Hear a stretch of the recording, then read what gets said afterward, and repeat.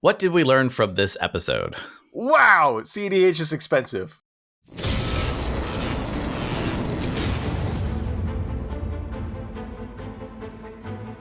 Hello, everyone, and welcome to the Playing with Power podcast, the podcast where we talk about all things cEDH, EDH, and Magic the Gathering. I am your host, Ryan. And I'm your host, Callahan, and today we are continuing our conversation about the most important cards in cEDH. The most important cards to have in your cEDH collection, even. We had part one last episode, so be sure to check that one out if you haven't listened to it already. But if you're going to be spending money on cEDH cards, where can you get the most bang for your buck? Speaking of bucks, we have to pay the bills. Our merchandise is now available on our store. We have dice, coins, tokens, playmats, and sleeves all available. And we also have a massive sale going on for the month of February. Go to playingwithpowermtg.com and help support the channel. You can also support us on Patreon. Patrons get access to our Discord, webcam league, play days, early access to videos, names in the credits of our show, exclusive videos, merchandise, and even the ability to be on an episode. There are tiers for everyone, so go to patreon.com/playingwithpowermtg and help support the show. Also, if you're looking to sponsor the podcast, please reach out in the email below.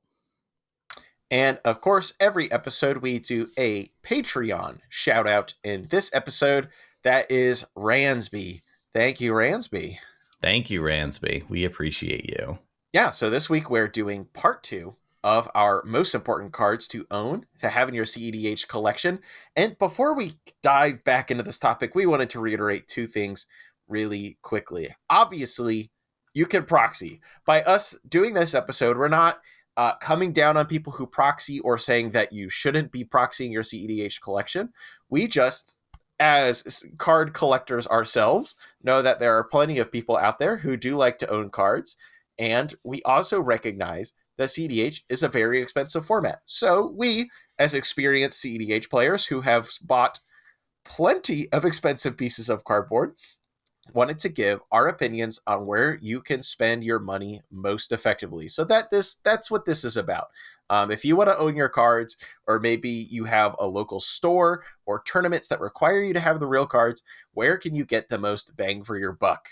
Otherwise, just proxy that stuff. Just proxy it. Agreed. And a lot of where we got this from, we wanted to shout it out again, the cEDH Staples list. This is a massive collection of the most played cards in the cEDH format that it is collated from the cEDH deck list database. Where can you find that list again, Ryan? cEDHstaples.com. Well, that's just plain, simple, and easy. So if you want to look for yourself at this list of staples, go to cEDHstaples.com. Easy peasy. Lemon squeezy. All right.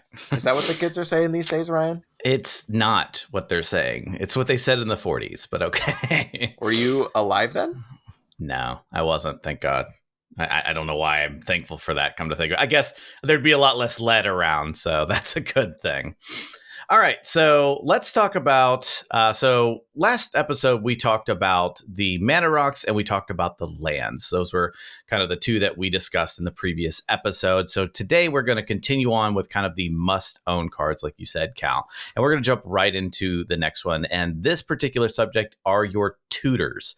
And we're going to jump in right from the very, very top. The first one is Vampiric Tutor. As far as one-drop tutors go, it doesn't get much better than this. So Vampiric Tutor is pretty much the best one you can have. It searches for anything, costs you 2 life in a 40 life format, so who cares? It can be played at instant speed. It's pretty much the most powerful one-drop tutor there is. Maybe there's an outlier here or there that I'm not thinking about because it's too early in the morning for me. But yeah, Vampiric Tutor is pretty much number one. This has been reprinted enough times to actually make it affordable. Before it kind of got reprinted in a lot of sets, it was climbing towards $100.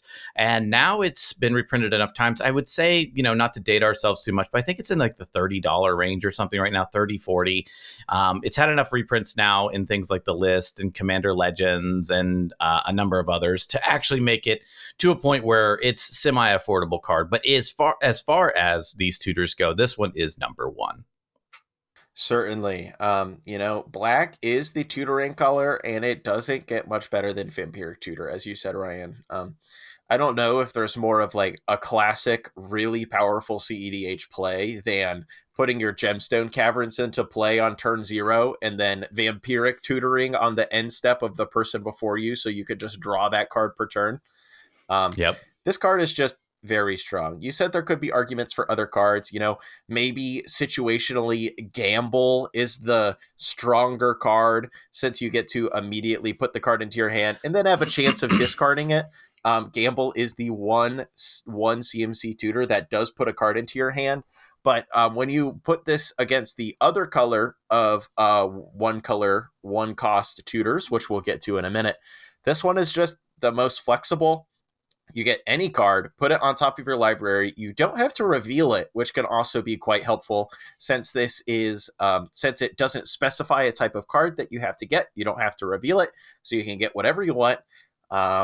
Bonus tip for everyone out there: you can ask your opponents what they're getting off Vampiric Tutor, and about 20% of the time they'll tell you because they think they get it mixed up with the other cards and are like, "Oh yeah, I'm getting this card." You don't have to reveal it. Don't fall for that trap like many of my opponents do. But Vampiric Tutor, you don't have to tell people what you're getting. It goes right on top. 2, like you said, Ryan, 2 life in a 40 life format. Vampiric Tutor is, of all of the tutors, if you're in black, it is definitely the one that I would pick up first. And it's a lot more affordable than it used to be, like you said. So Vampiric Tutor, must own. Awesome Magic the Gathering card. Yep. All right. Jumping into our next one. It is Demonic Tutor. So the most powerful tutor in the format. Pay 2, sorcery speed, get any card. And it doesn't get much better than that. It's printed way back before they knew what card power levels were, back in Alpha, Beta, Unlimited, Revised, and on and on and on and on. There's a reason why it's been printed so many times and is still a $30+ card, I think I want to say it is, at the time of this recording. What can you say? It's get any card into your hand for 2. It's the one that's worth investing in because it has the most flexibility. It's not restricted by certain types like some of the other tutors are. It's not top of the library like some of the other tutors are, and it only costs 2. It's an amazing tutor. It's one that will basically go into any black deck that you ever play, and it's definitely worth the investment. Yep, I definitely agree. A minute ago I said Vampiric Tutor is like probably the best tutor, but Demonic Tutor is probably the best tutor. I take it back. It's a sorcery. It costs 2 instead of 1. Those are definitely meaningful distinctions, but especially outside of Tymna decks, where you can't immediately go to combat and 3 Tymna, draw the card that you got off your Vampiric Tutor. Demonic Tutor is just so much more flexible in a lot of situations. You don't have to jump through hoops to get the card off the top of your library. You just get to pay that extra mana at sorcery speed, and you just get whatever card you want out of your library into your hand. And this is like one of those cards that really does scale in power with how powerful your deck is, because there's a real difference in between like demonic tutoring for insert random generic spell and like tutoring for ad nauseum or Mana underworld Crypt. breach or or crypt. Tutoring for crypt, more and more of a popular play these days, which I'm all about. Mana is strong. Whenever I tutor for Ristic Study. Oh yeah, for sure. Every time. Tutoring for Ristic Study, an incredibly powerful play because we play powerful cards. Go and get them into your hand immediately with Demonic Tutor. And it's not that expensive right now. Not to date ourselves, Demonic Tutor is not that expensive right now. Right now, as of the recording of this episode, go it's get not that expensive. Weird dual deck one with a weird demon guy hanging out. Oh yeah, that's actually one of the demons, if I'm not mistaken. It's actually one of Liliana's demons. Yeah, yep, that's the one I randomly ended up with somehow.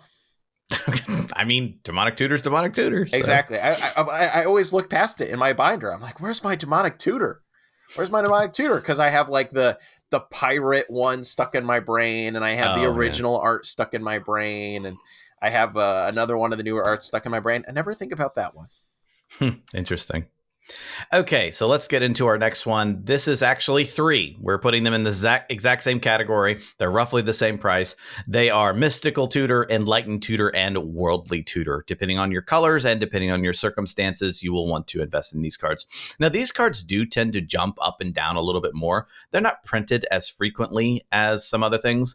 Like, the cat was out of the bag with Vampiric Tutor that when they printed it in Eternal Masters and Commander Legends. They knew that this was a good card. So they print it. They know people want that card. They know that people chase after that card. These aren't printed as often. And there's times when these cards can actually climb above Vampiric Tutor in price. As of this recording, we recently had Dominaria remastered or something like that just come out. Dominaria remastered, yep. And we just had reprintings of those. And so right now their price is affordable. And I would recommend you go get those now, because this is pretty much the most affordable they're going to be until their next printing. And we don't know when that's going to be. We don't know if Commander Legends is going to have it. We don't know if something else is going to run it or another remastered set. So these will climb in price again because they're just great tutors. They're fantastic tutors. Enlightened Tutor, I would say, is, depending on the circumstance, probably the one that's, I don't know if it's the best, because every deck is a little bit different. You know, your turbo ad nauseum decks are going to want Mystical Tutor for an ad nauseum, but your Enlightened Tutors always go get your turn 1 mana crypt, your turn 2 mana crypts and stuff like that. So they're very, very good. Worldly Tutor usually does kind of bring up the rear, because if it's a creature-based combo, you'll absolutely do it. But beyond that, you're not really getting the super duper valuable creature in green. It's usually a combo-based one, but it's still a tutor of any creature. It's any artifact or enchantment. It's any instant or sorcery to the top of your library for 1 mana at instant speed. They're fantastic tutors. Just like I said with Vampiric Tutor, a lot of the stuff still applies here. Great tutors. We're putting them all into one category, though. Yeah, these are all incredible cards. They all just cost a single mana, and they're all instants, which is a great floor. Like you said, now is the time to pick them up, especially Worldly Tutor. Shockingly enough, Dominaria Remastered was the first pretty much major reprint of that card since 6th edition. It was also technically in Commander Collection Green. Which I think is actually, I think the Commander Collection Green one ended up being the most expensive printing because it was like the only non-white border one that wasn't beat up that you could find in the world. It's the only new border one. That's right. At Exactly. the time. So they slipped it in Commander Collection Green, which isn't like a meaningful reprint. But Dominaria Remastered, finally got us Worldly Tutor below $30. Thank you, Dominaria Remastered. And yeah, these other cards, Enlightened Tutor especially, will sneak up in price on you. If you want that Judge promo from just 2 years ago, that'll run you $100. Sorry, but now $15 card, again, down from a $30 card. We take those. I'm personally a big fan of Enlightened Tutor, mainly because it, like we actually just said, I think almost every single card that I mentioned that you go and get off Demonic Tutor, Enlightened Tutor also gets for you. It gets you Rhystic Study. It gets you Mana Crypt. It gets you Underworld Breach. Mystical Tutor and Worldly Tutor are really specifically strong in specific instances, but Enlightened Tutor, if you're playing white, is the one that'll go and get you game-winning spells very easily and very consistently. But Worldly Tutor is the one I would prioritize the least here. Definitely the least played one. Like, I play it a lot, but that's because I play Temur Pirates, where I need to tutor a Glinthorn Buccaneer onto the top of my library all the time. But past that, Worldly Tutor is definitely the least cEDH applicable of these three. So pick up your Mystical Tutors, pick up your Enlightened Tutors, grab a Worldly Tutor when you wanna. These are all cards worth owning. I think Worldly Tutor is like only in the double digits, but it's like barely in the double digits, between $10 and $20. It's like $10, yeah. Yeah, and it gets your dockside, so that's nice. But like, I've seen people with Mystical Tutors go fetch Demonic Tutors before. They only have so much they can use, so they're like, I'm gonna go get this instead, and so I'll just tutor for a tutor, and that's always a fun chain. They're like, oh, I think I will spend 2 cards to get one. Thank you very much. Have a nice day. I'm not in black, so it's weird, but I do find a lot of times my Mystical Tutor play pattern is like, I'm gonna Mystical Tutor on your end step, and I'm gonna grab Pact of Negation. Yep, you know what I'm doing on my turn. Oops. I'm gonna go get counter magic so I can win right now. Yeah, they're all great tutors. And they're all sub $20 right now as of the time of this recording, but they will not stay there forever. They will climb in price. They're just great tutors, and the world knows about it now.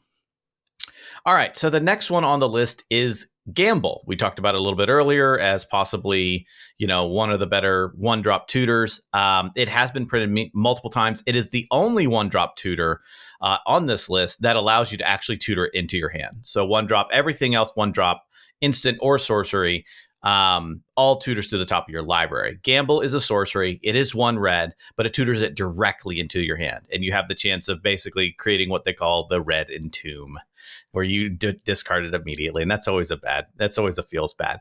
But Gamble is a super powerful card. It has been printed plenty of times though. But the thing is that it has needed that many printings. If I'm not mistaken, it's like $4 now. It's like $4 now. Yeah, that's what it like is right $4 now. or $5. Finally. But it is also one of the few 1 mana value tutors that is legal in Eternal formats other than Commander. Mystical Tutor, Enlightened Tutor, those are not legal in things like Legacy. Gamble is legal in Legacy. And so it has needed it because it's a very good tutor. What else is there to say, really? It's been reprinted in Dominaria Remastered along with the other one-drop tutors, which has been great. Really great tutor, quite frankly. I don't even know what else to say. We've said all there is to say about the one-drop tutors, but I guess maybe there's something else. They're fantastic, but it's sub $10, which is fantastic. It is definitely interesting to look at all of these different one-drop tutors. Of the one-drop tutors, I said at the top that Gamble might actually be the most powerful one. I don't know if that's true or not. Instant versus sorcery is a really big distinction, like we said in Vampiric Tutor versus Demonic Tutor. But the reason that Gamble is $4 isn't because it's a not powerful card. It's because I said Worldly Tutor was only printed in 6th edition before it got 2 printings inside of a year. Gamble has been printed in Eternal Masters, and then it got printed as a Judge promo, and then it got a Secret Lair drop, and then it got another Secret Lair drop, and then it got 3 versions in Dominaria Remastered. Ultimate Masters, Eternal Masters, Urza Saga. Yep. Yeah, exactly. Over and over and over. Yep, exactly. Yeah. So Gamble, it is one of those cards that I think a lot of cEDH players actually have to kind of be careful with. This is one of those cards that is objectively very powerful, and a lot of people devalue it or don't cast it when they should because they are afraid of the red entomb joke, right?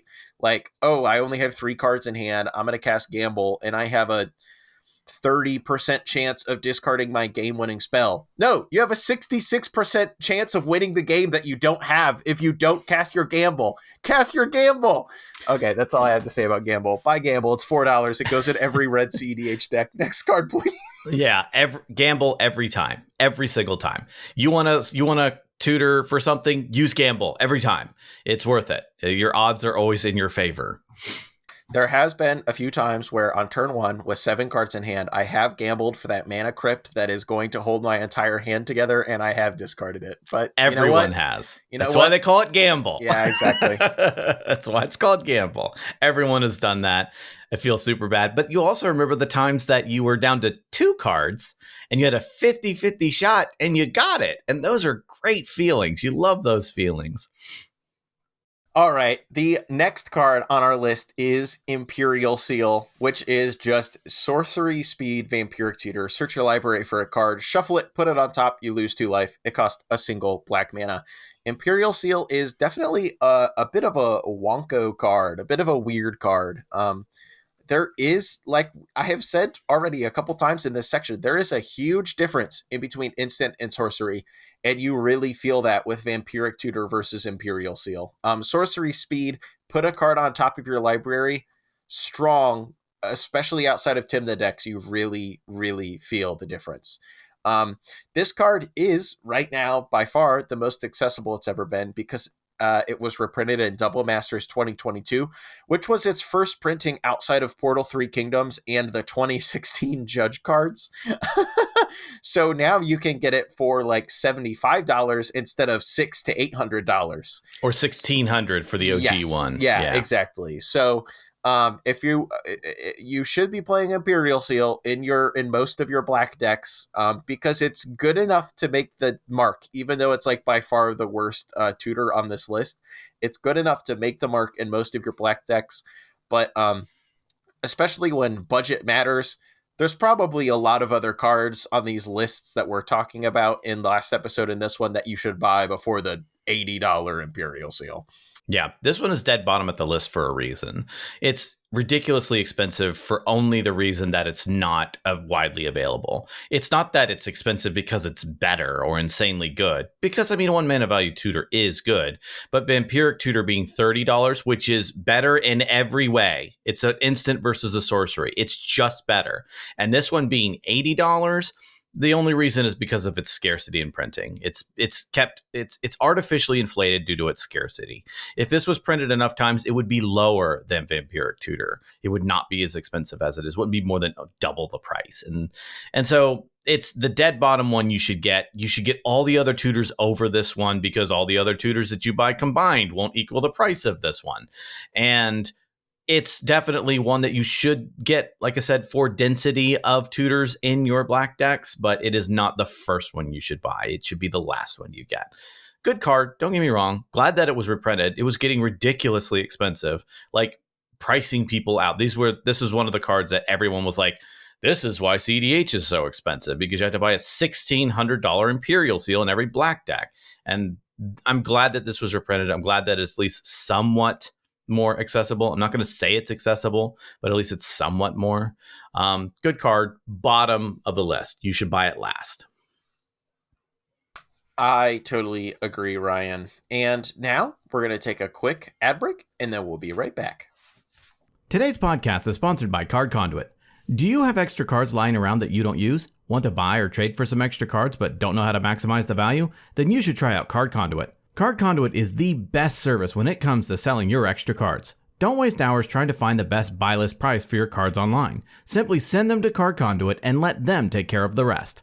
I've used Card Conduit multiple times already. I always use them to get the best value of my extra cards. I get fair prices for my cards and they save me tons of time. They have 3 main services. Their standard service lets you send them unsorted cards of any value. They will sort, grade, and give you the best buy list price for your cards. Their curated service is similar. Send them your unsorted cards worth over $1 in value. They will charge half of the fee of the standard service and charge no fee per card. Their new sorted service is a great value as well. Choose cards in advance with their selection tool, send them sorted to Card Conduit, and they will grade and buy list them automatically. Save yourself the time of having to send to multiple sites and let Card Conduit do it instead. Their fee is only 2% with no fee per card. They give you the best price for your cards. They work with competitive buy listing partners, including ones not open to the public. Users get an average of 19% more for their collection than they would have from a major retail buy list, even with Card Conduit's fees. Card Conduit also optimizes buy listing for card condition as well. Since vendors have different penalties for wear and tear, Card Conduit will find the best buy list price against the specific condition of a card. So give Card Conduit a try today. If you sign up with my link in the show notes or the description, or use the promo code POWER, you'll also get 10% off their fees when you use their service. A big thanks to Card Conduit for sponsoring today's podcast. All right, and welcome back. Now that we've talked about the tutors, we are going to talk about maybe the most powerful of all of the categories that we could have talked about, except for like those artifacts.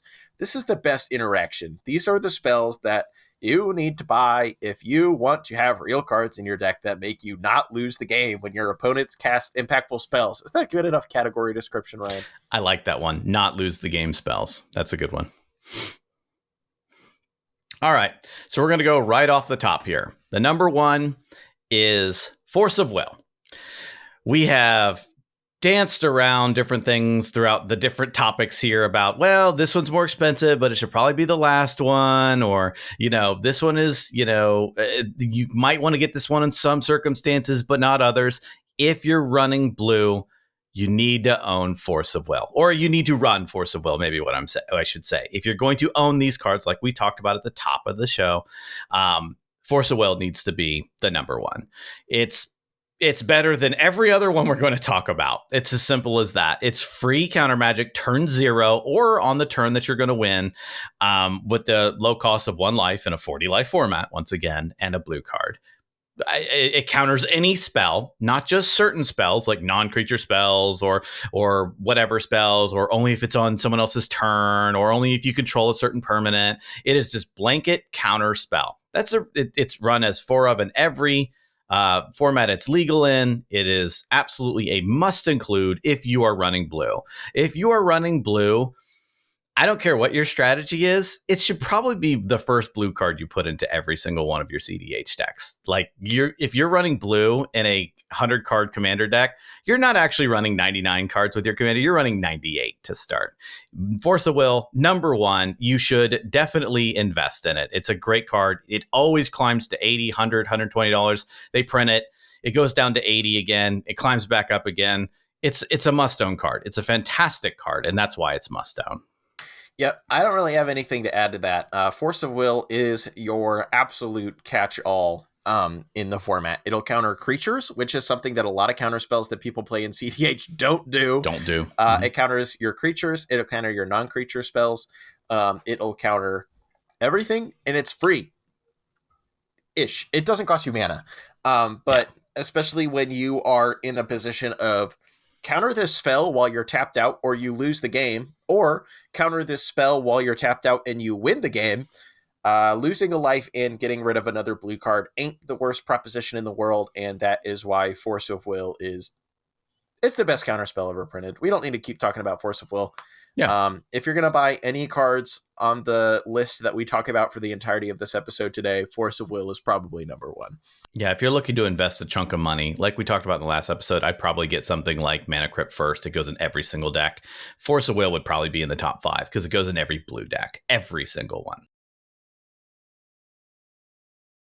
And next up on our list of interaction is very similar to Force of Will, and that is Force of Negation.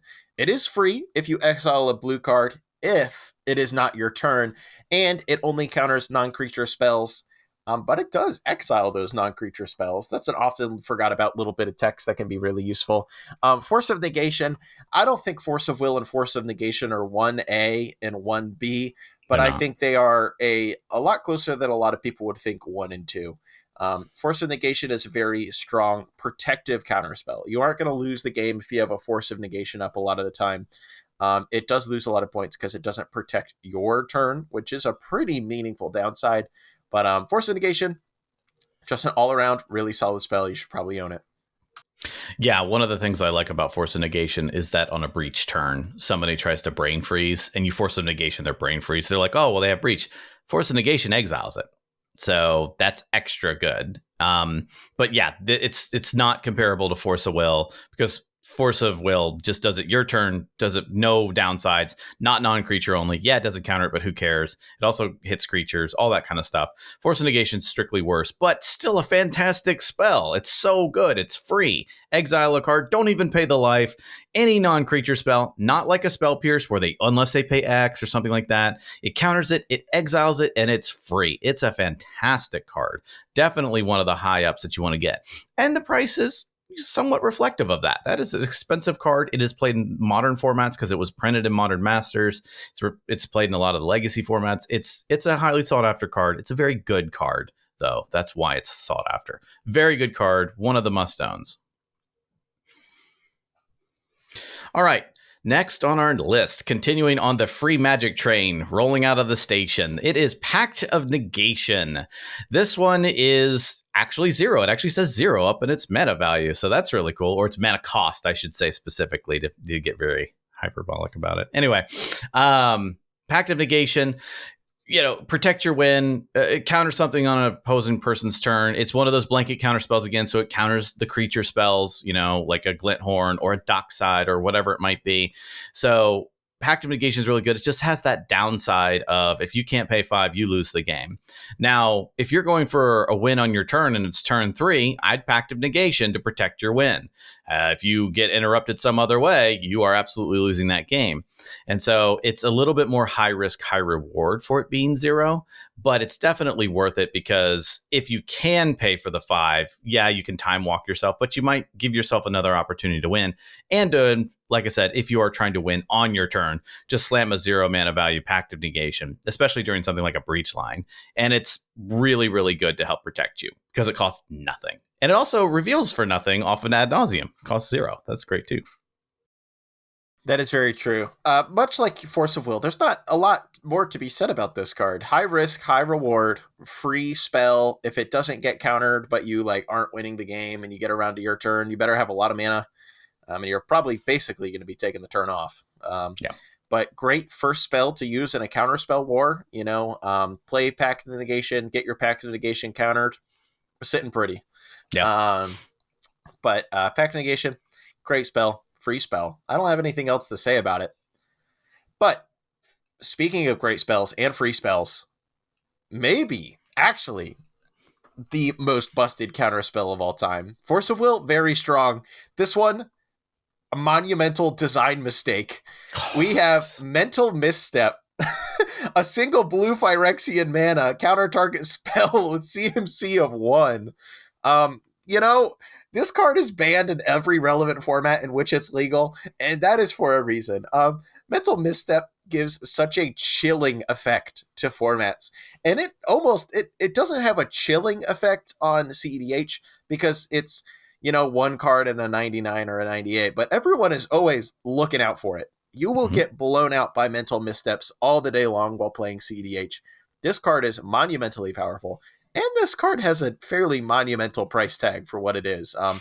For very understandable reasons, they've never really reprinted it. It pretty much is only played in cEDH and EDH for whatever sickos are putting Mental Misstep into their EDH deck.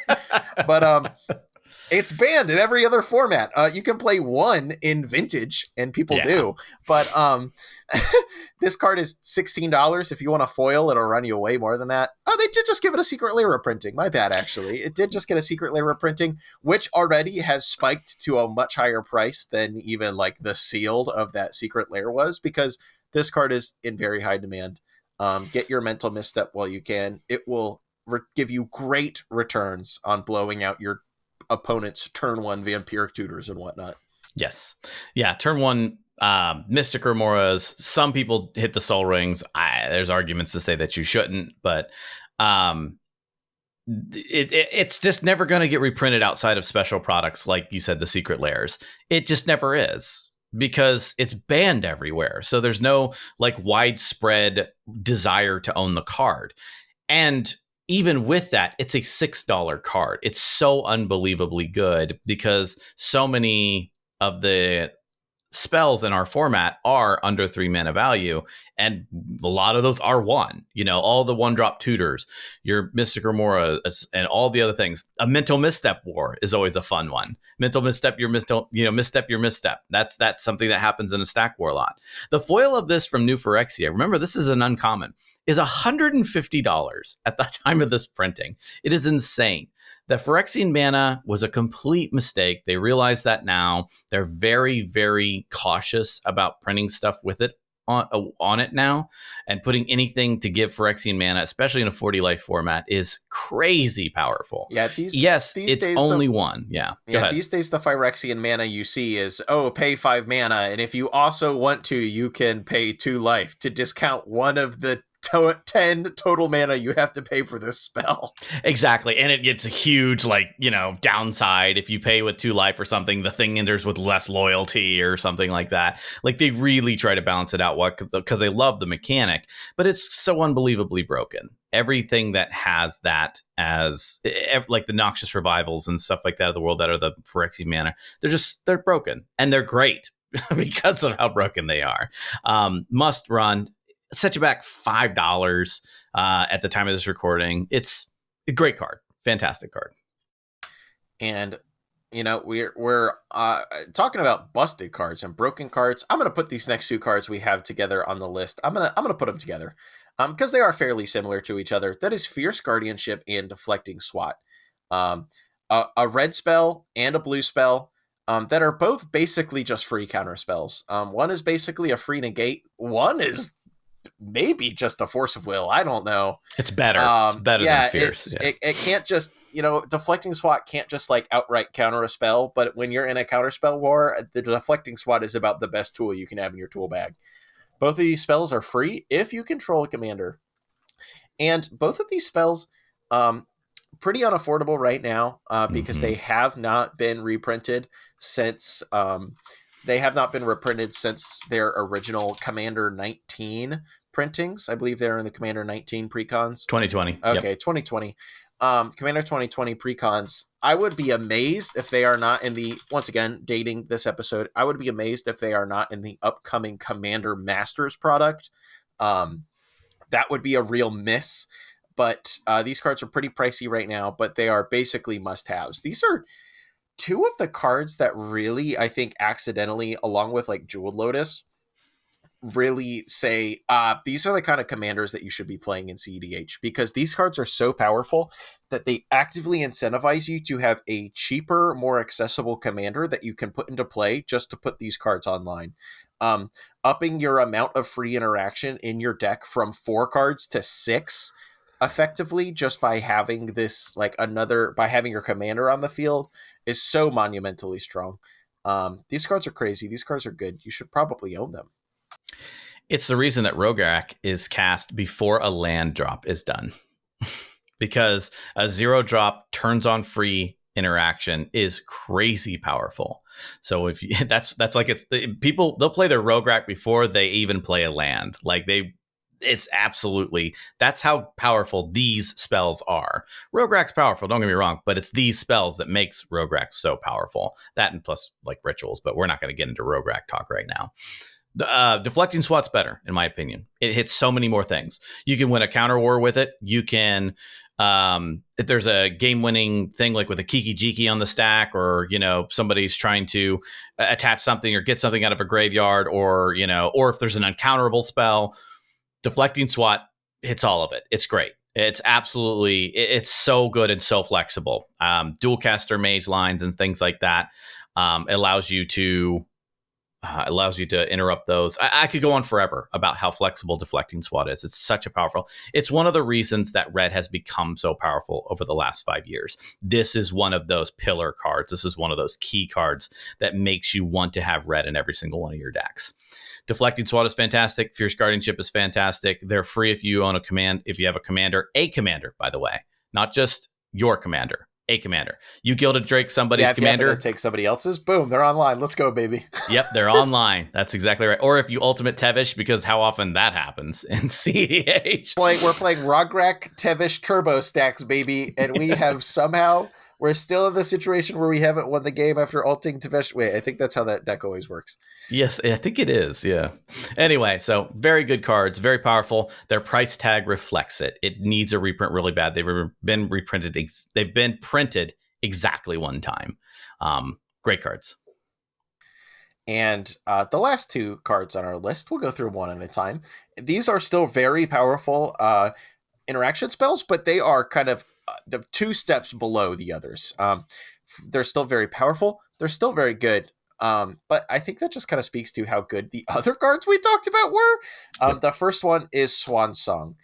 Swan Song, fairly limited in what it can actually hit, in that it can only hit instants, sorceries, and enchantments. If your opponent is casting any other type of spell, you cannot counter it with Swan Song. And if you successfully counter it with Swan Song, in return, they get a 2/2 bird. However, despite all these downsides, this is still one of the best interaction spells you can get. It hits a lot of the relevant spells in the format that you'll be losing the game to, or that will be attempting to stop your own win attempt. A 2/2 bird is actually a shockingly big downside, especially if you're giving it to a Tymna deck. Or if you are a Tymna deck, a 2/2 bird will actually block most of the creatures you're trying to rumble in with. Yeah, quite favorably. But Swan Song, really powerful card. Sneakily like $10 to $20, depending on which version you want to, because it's been printed in Commander 16, Theros, and a very pretty Secret Lair. But pick up a Swan Song when you have the chance. It counters, like you said, all the relevant spells in the format. It counters the Rhystic Studies, the Mystic Remoras, the Underworld Breaches, the Necropotences, the Ad Nauseums, the other counter magic on the stack when you're trying to win, and it only costs 1 blue. Yes, they get a 2/2 bird, but who cares? You know, except for, like you said, in Tymna decks, that really blows. But but that's also why it's a $20 counter spell. Like it's a very good counterspell. It's a lot more versatile than people think it is at first glance. They're like, oh, only 3 types. I want to counter everything. It's pretty good. It's a very, very good spell. Highly recommend it. Price is kind of up there. Hope they reprint it sometime soon. $20 for a 1 mana value spell. Counterspell. That's kind of a tough pill to swallow, knowing things like Spell Piercer out there for 5 cents. You're like, oh, I don't want to spend $20 when I can spend a nickel. So, but very good spell. Highly recommend it.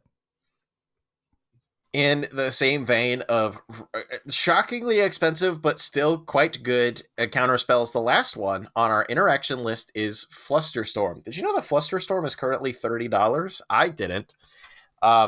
This is another one of those spells that are maybe up there, like just in the realm of design mistake, except because it has the storm mechanic on it. But as far as Storm goes, this card is actually fairly non-offensive.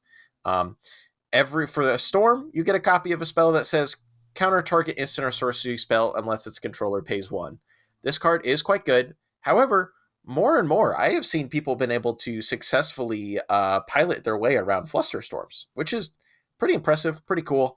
But it's just one of those cards you got to play. Instants and sorceries are way too good. People operate on such thin mana margins in cEDH that Flusterstorm very often is just a 1 CMC counter your instant or sorcery spell with no downside to me. Unlike a lot of the other 1 CMC interaction that you can play, they all come with downside. Swan Song makes a swan, an offer you can't refuse, will give them those 2 treasure treasures. tokens, whatnot. Flusterstorm, narrowest hitting, not an actual hard counter spell, but with how high storm counts can get, with how little mana people often have, it's pretty much just a 1 CMC hard counter spell for most of the spells in the format you care about. Shell out the $30 sometime, pick it up. Yeah, this has been reprinted multiple times and it's still at $30. It's a very good card. It's also like modern legacy, legal too. So that's a part of it. And the fact that, you can each storm copy is another copy of the spell makes it so hard to interact with, because even if you have a stack war that's only 2 deep, suddenly you're having to counter an additional 3 spells if you're tapped out. It's very, very difficult to interact with on that axis. And that's why it's so difficult. If you have a huge counter war going on and you can choose new targets for each copy of Flusterstorm, someone's got an ad nauseum and there's a big stack going on, you can say, oh, you're tapped out. I'm going to put the copies of Flusterstorm on other things, and I'm going to copy the original ad nauseum plus copy this thing over here and just absolutely blow you out of the water with it. It does only hit instants and sorceries, which is the downside of it, but it's also 1 mana value. It's a fantastic card, and it's such a unique mechanic on something like this, which is why it's so powerful. Highly recommended. It's just so good. That's why it's played in pretty much every deck that runs blue. You want to be able to counter those really pivotal spells that are on the stack. Absolutely love this card. Pick it up for $30. Well, at the time of this recording, it's $30. One other thing before we move on to our next subject, you might be asking yourself, hey, you mentioned offer you can't refuse. Hey, you mentioned Spell Pierce. Why haven't you put those on the list?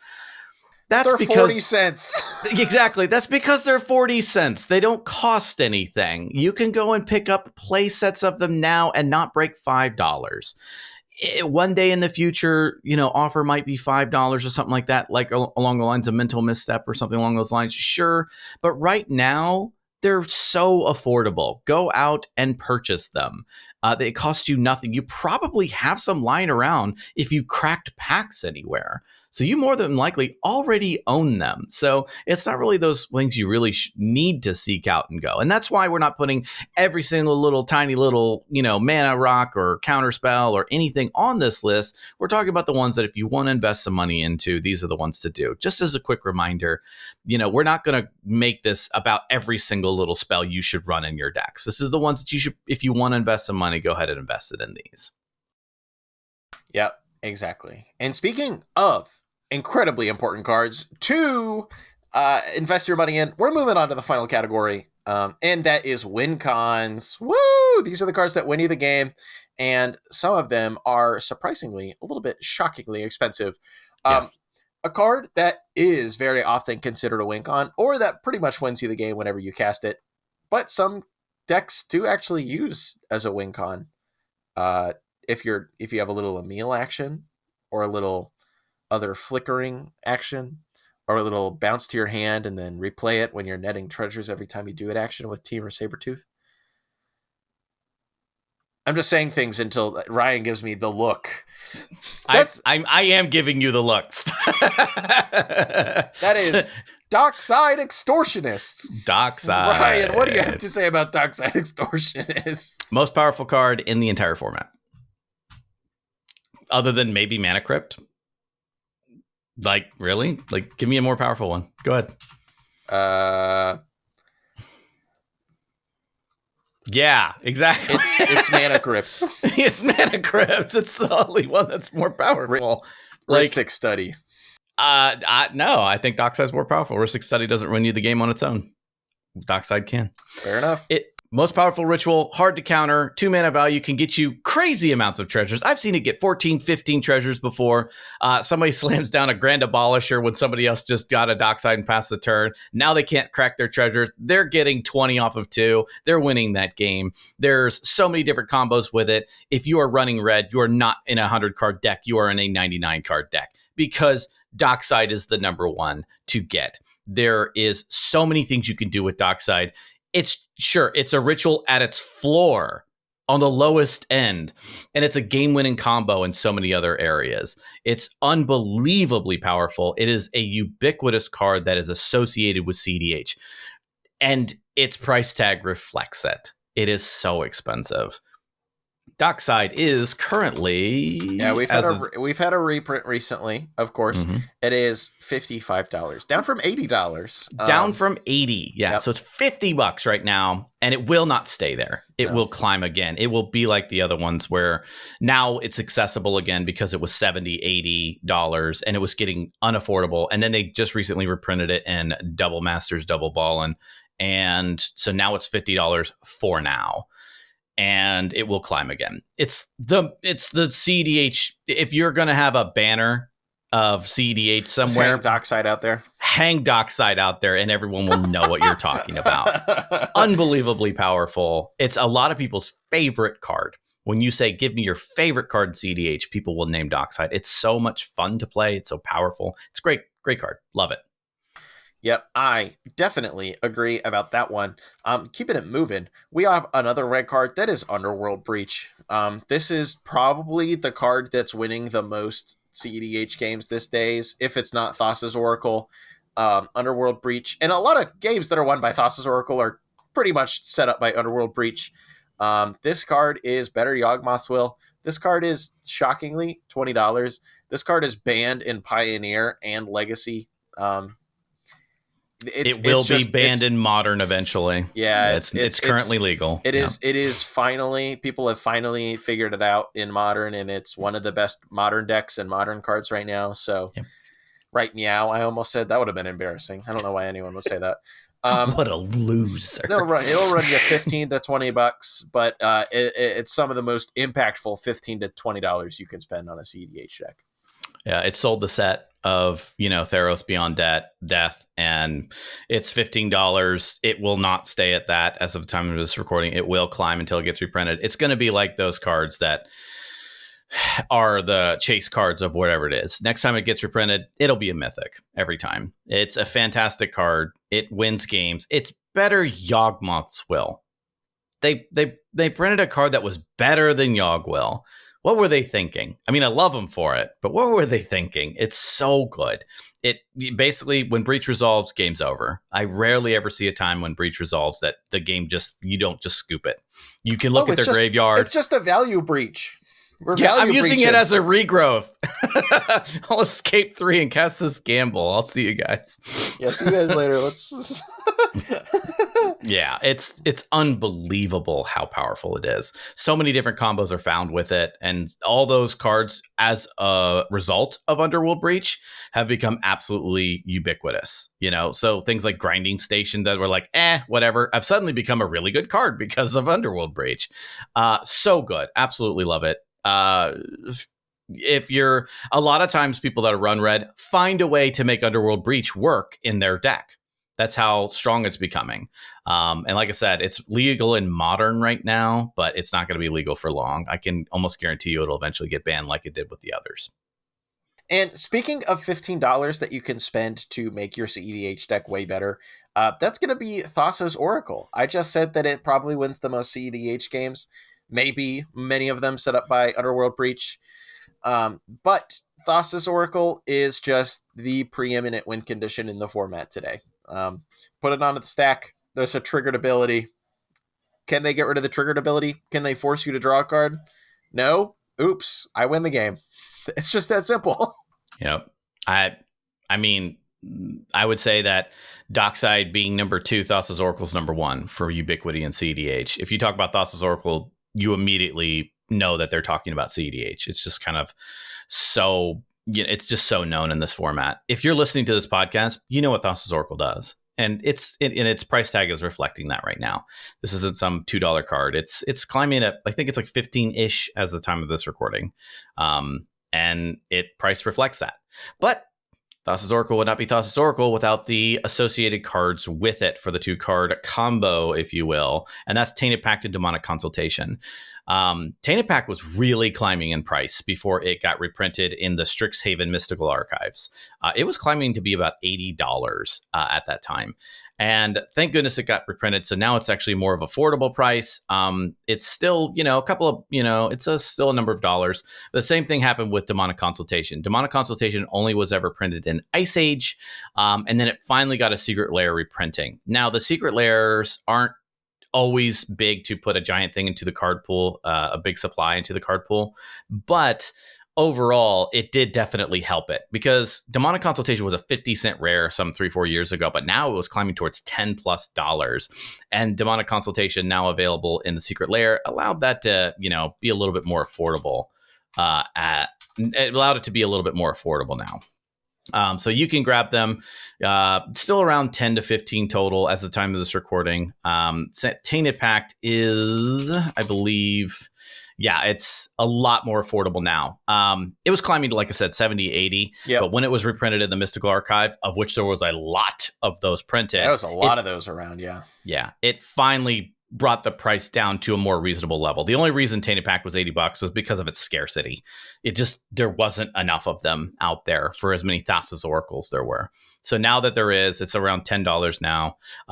Great combo, A plus B, super easy to pull off. Tainted Pact plus Thoracle or Consult plus Thoracle. Very good cards.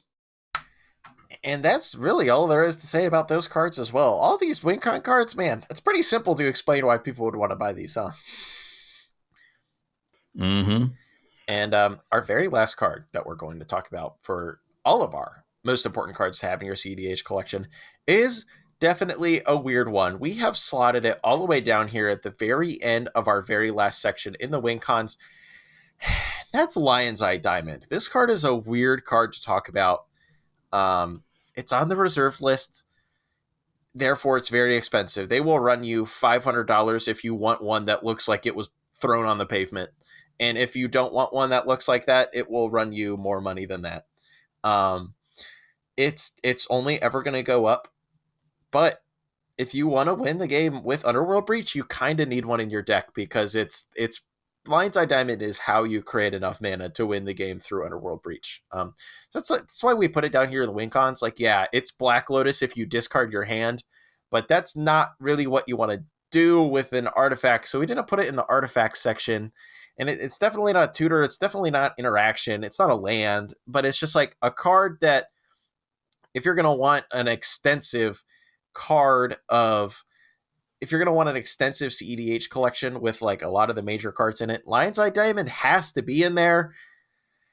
It's just probably the very last one that you should buy, maybe. It's expensive. It's shockingly niche because it's part of an A plus B plus C combo with Underworld Breach. So it's just like, yeah, you should own a Lion's Eye Diamond eventually. You should own it, I guess, if you want to, but man, it's a lot of money. And man, is it not like any of the other cards that we've talked about on any of these episodes, really. It's a strange card, but it's here. It's a very, very good card. There's a reason it's $500, other than the fact that it's reserve list. It fuels your breach. So you cast Underworld Breach, you crack your LED, and you fill your graveyard with your hand. But also at the same time, this doesn't see play in every single deck that doesn't run Breach as well. So this isn't as ubiquitous as some of the other win cons. Dockside goes in every single deck that runs red, pretty much. But Lion's Eye Diamond does not go in every single deck. That's why, like you said, it wasn't in the Mana Rocks section. Lion's Eye Diamond, very good card, fuels your Breach. You can get away with Lotus Petal in Breach lines, but you have a lot more setup, so it's a little bit more niche. But Lion's Eye Diamond is the best at getting there. It's super easy to do. And there are other applications for it too. Godo Bandit Warlord runs Lion's Eye Diamond because you don't need to cast spells from your hand to actually win the game. You just need 11 mana. And LED is a 3 boost of 3. And there's a bunch of other ones too. Elsha runs it and things like that. But Elsha also runs Breach. So there you go. But overall, Lion's Eye Diamond, fantastic card. But you are going to be paying the price for it. That's the thing. It's very expensive. It's up there with some of the other ones. And as such, it's going to cost you a lot of money. Yep. Those are all of the most important cards to have in your cEDH collection. If you are wanting to buy a lot of real Magic the Gathering cards for your cEDH deck, we hope we helped you out a little bit. Remember, you can always proxy. And if you're always looking for more cards to buy, I would recommend you check out cEDHstaples.com. Do you proxy? Do you enjoy collecting your own decks? Do you do both like we definitely both do? Did we miss any cards that you think are must-haves? You can let us know in the comments. Let us know on social media. We're both on Twitter from time to time, occasionally. You can find us both on twitter.com if you're so brave enough. But make sure to give us a review on Spotify, Apple Podcasts, or your favorite podcast aggregator. You'd be surprised how much it helps people find us. You can also find us on Twitter, Facebook, TikTok, Instagram, and more. All the links are in the episode notes. That about wraps it up for this episode of the podcast. Tune in next time when we talk more about our favorite format and our favorite game, Magic the Gathering. Thank you so much for watching and listening, and we will see you next time.